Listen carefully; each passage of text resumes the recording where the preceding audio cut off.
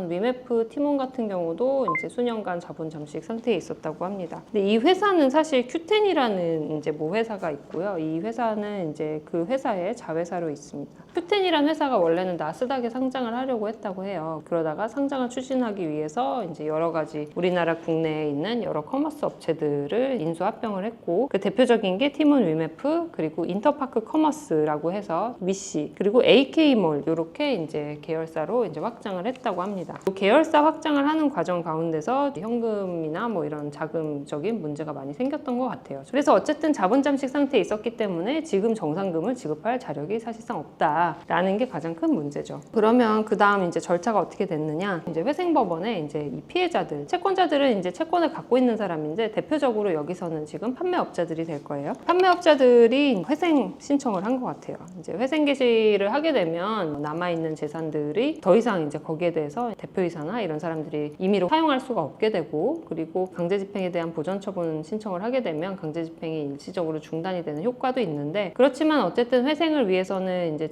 뭐 채권 규모가 이제 축소가 되고, 그 축소하는데 동의를 한 다음에 이제 축소된 만큼만 받게 되는 그런 문제가 생기게 돼요. 이런 문제가 생기기 때문에 법원에 이제 회생 절차 개시 신청을 했지만 여러 가지 이제 조정 과정에 있어서 회생 법원에서는 자율 분쟁 조정이라는 거를 허용을 하게 됩니다. 이게 회생 개시 전까지 어쨌든 이제 사적으로 이 회생 비율이나 이런 것들에 대해서 서로 논의를 하고 채권자 간의 협의가 이루어지는 그런 절차인데요. 만약에 자율 구조 조정 지원 프로그램에서 이게 잘 협의가 안 된다면 이제 결과적으로는 회생 개시 절차가 이제 이루어질 것 같습니다. 그래서 요 한 1개월 동안 채권자와 채무자 사이에 채무 상환 계획을 협의할 수 있는 기간이 주어지게 된 상태이고요. 만약에 연장이 되면 한 3개월까지 연장이 될 수도 있다고 합니다. 국가에서는 이제 이 문제가 생겼으니까 어쨌든 이제 시장 혼란이나 뭐 긴급하게 피해 지원을 해야 되니까 이제 판매자들 상대로 해서 우선 약 5,600억 원 상당의 이제 유동성을 공급하기로 했습니다. 이게 뭐 단순하게 돈을 지급하는 건 아니고요. 이제 대출을 이제 추가로 해주는 이런 방식이 될 것 같고, 또 기존에 대출했던 것들의 경우에는 대출 기간 만기를 좀 연장을 해준다고 해요. 이게 왜 이렇게 됐냐면 판매업자들이 이제 뭐 정산대금이 있잖아요. 예를 들면 빵을 구워가지고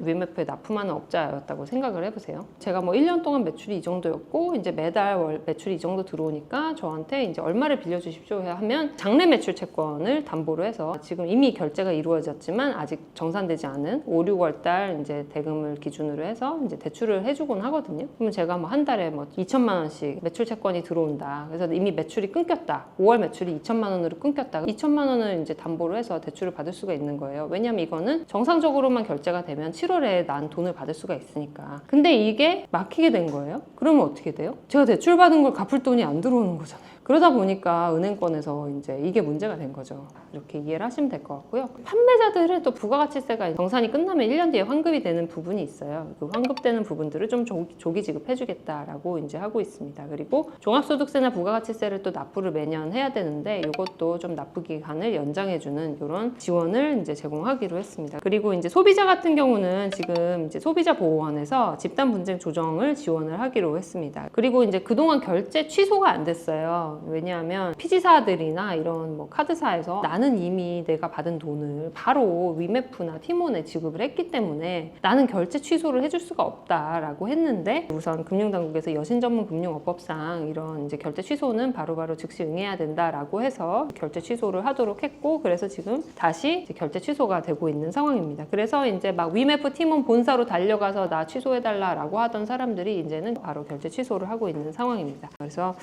지금 이런 부분들이 굉장히 크게 처음에 막 논란이 됐고 해서 이제 뭐 정부 당국에서도 이 대책을 세우고 또 판매자와 소비자에 대한 피해가 최소화되도록 노력을 하고 있다. 이렇게 이해를 하시면 될 것 같아요.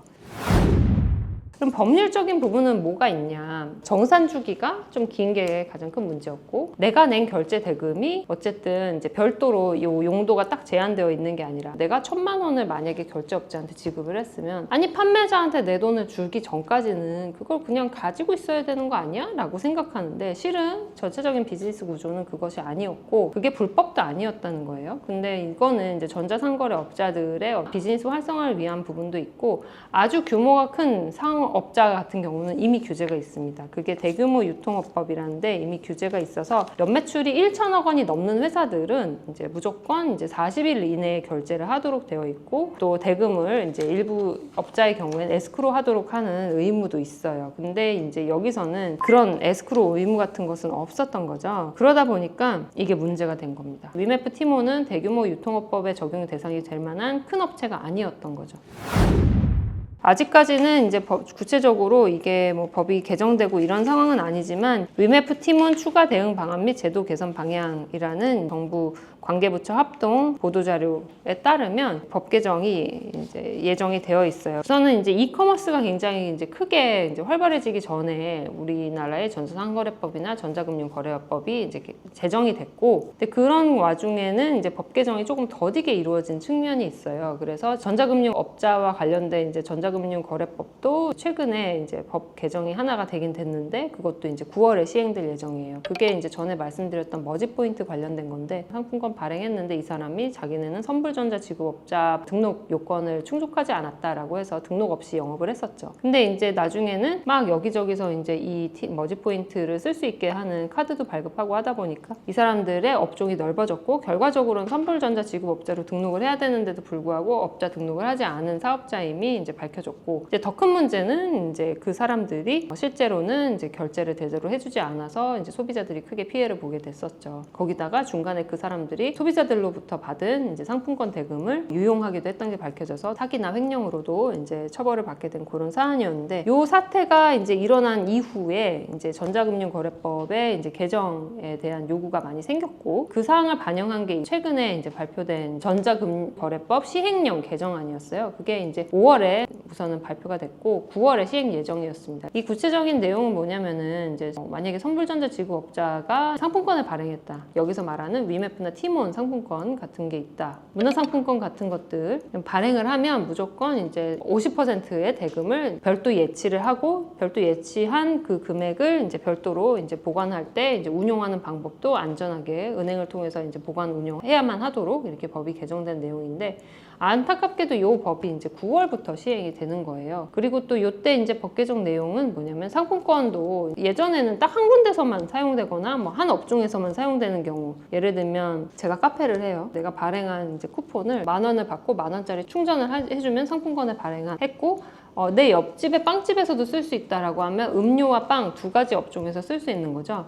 이렇게 두 가지 업종 이상이 될 때는 이때 선불전자 지급업자로 등록을 해야 되는데, 만약에 이제 한 가지 업종, 뭐 음료만 살 수 있다, 나랑 제휴한 카페에서만 쓸 수 있다라고 하면 그때는 이제 선불전자 지급업자로 등록하지 않아도 되는 이런 예외가 있었는데, 이제는 그 두 가지 업종과 상관없이 한 가지 업종에서만 쓸 수 있어도 무조건 선불전자 지급업자로 등록을 해야 되는 이런 규정이 이제 새로 생겼습니다. 이런 거에 따라서는 앞으로는 이런 문제가 좀 줄어들 수 있겠죠. 그래서 이 선불전자 지급업자와 관련된 법도 조만간 개정될 예정이다라는 점이 있습니다. 그리고 두 번째로는 이제 정상기한을 이제 좀 짧게 할 예정이라고 해요. 지금은 소비자가 카드사나 피지사를 통해서 결제를 하면 피지사에 대금이 지급이 되고, 그다음에 2차 피지인 오픈마켓에 이제 대금이 다시 지급이 되고, 마지막으로 판매자한테 지급이 되잖아요. 근데 이 과정 중에 우선 1차 피지 업자는 예치 의무가 없어요. 에스크로 의무가 없는데, 앞으로는 이제 에스크로 같은 것들도 의무화 시킨다고 합니다. 오픈마켓이 이제 정상기간을 짧게 판매업자한테 뭐 한 60일이던 거를 10일이나 20일 정도로 짧게 하도록 하는 법 개정도 시행을 할 예정이라고 해요. 우선은 지금 발표된 걸로는 대규모 유통업법에 이커머스 업체가 추가되는 방향으로 이제 진행이 될 것 같아요. 오픈마켓을 통해서 소비자와 판매자 간의 거래를 중개만 해도 이 대규모 유통업법 적용을 받게 되고, 정상기한이 이제 지금은 제한이 없지만 앞으로 신규로 도입이 될 예정이다. 이렇게 이해를 하시면 될 것 같고, 또한 판매 대금을 별도로 관리할 의무도 없지만, 그래서 앞으로는 판매 대금을 이제 별도로 떼놓고 이제 얘한테 지급할 돈이다 이렇게 해서 이제 별도로 관리할 의무가 생길 것 같습니다. 또 한 가지는 이제 전자금융거래법이 개정될 예정이라고 발표가 되었는데요. 그게 이제 피지사에 대한 이제 법이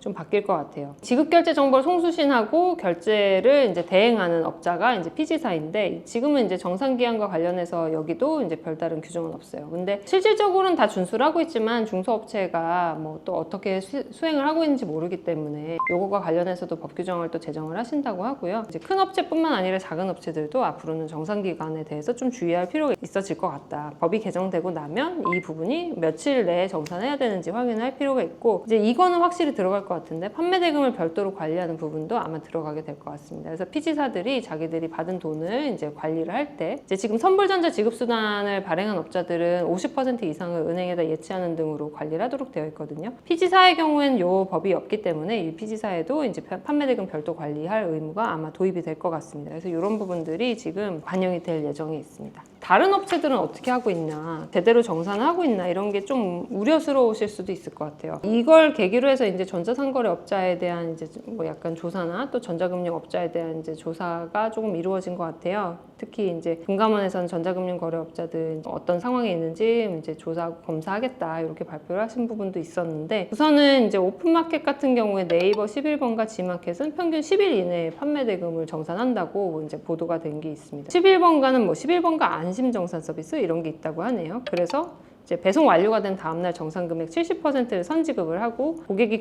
결제를 해서 구매 확정이 되면 나머지 30% 지급하는 이런 방식으로 운영이 되고 있다고 하고요. 네이버페이도 이제 빠른 정산 서비스를 운영을 하고 있어서 구매 확정일까지 기다리지 않고 이제 집화 서비스가 되면 대금의 100%가 지급이 된다고 합니다. 네이버 스마트 스토어나 또 뭐 나머지 지마켓 이런 데들도 이제 다 판매 대금을 빠르게 정산을 한다고 해요. 1일 이내에 정산을 하고 있다. 그래서 11번가 네이버, 지마켓 이런 데들은 정산 주기가 상대적으로 짧은 편이다 라고 이제 알려져 있습니다. 이제 여기서 우리가 생각해 볼 부분들은 이런 정산 주기가 늦어지면 내가 상품을 못 받을 위험도 있었구나, 이런 걸 좀 알게 되셨을 것 같아요. 그래서 이번 문제가 잘 해결이 돼서 이제 피해 보시는 분들이 없었으면 좋겠고, 특히 판매자분들이 또 정산 대금을 다 제대로 지급을 받고, 소비자분들도 그래서 그 판매자들로부터 서비스를 다 이제 제공받는 이렇게 잘 해결이 됐으면 좋겠습니다. 앞으로 또 이제 제가 이제 이런 법률적인 부분과 함께 시사적인 부분들 있으면 소개를 해드리도록 하겠습니다. 오늘 제가 준비한 내용은 여기까지이고요. 또 다음에 재밌고 유익한 내용으로 찾아뵙겠습니다. 감사합니다.